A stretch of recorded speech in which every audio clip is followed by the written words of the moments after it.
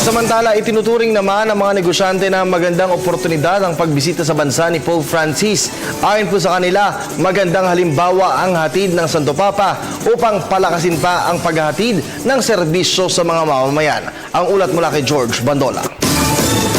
Isang magandang oportunidad para sa sambayanan ang pagbisita ng mahal na Santo Papa. Para sa mga negosyante, ehemplo ng pagmamahal sa kapwa ang hatid ng Santo Papa, kaya umaasa silang ganito rin ang susundin ng pamahalaan kung paano ihatid ang mas intensibong serbisyo para sa mga mahihirap. Will be directed to not only the unity but for love of the poor and so on. As a result, probably the government will, together with the private sector, will try to work much better in improving the plight of the poor. No? Bilang isang bansang may pinakamalaking populasyon ng mga Katoliko at Kristiyano, umaasa ang mga negosyante na mas pagtutuunan ng sambayanan ang pagtulong din sa kanyang kapwa, lalo na sa mga panahon ng kalamidad. Coming of the Pope just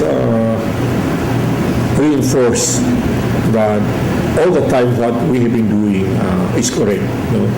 That we have been practicing good Christian, whether there is the preaching from the church or not, that we Filipino, our bayanihan spirit, really carries us a long way. Nakahanda rin daw ang sektor ng pagnenegosyo na makapagtulungan sa pamahalaan sa aspeto ng paglinis sa korupsyon bilang bahagi ng pagbabago. Business can also take advantage of this and see how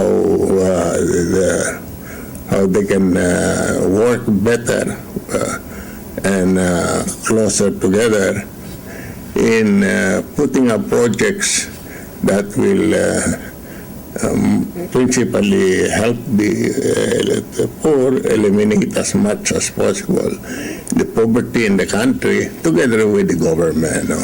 At ang patuloy na paghimok hindi lang sa mga non-Catholics na makiisa sa pagbangon ng mga higit nangangailangan. The visit of the Pope just stressed the fact that the Church is still with the poor. You know?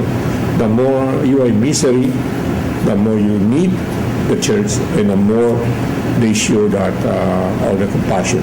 Para sa Telebisyon ng Bayan, George Bandola.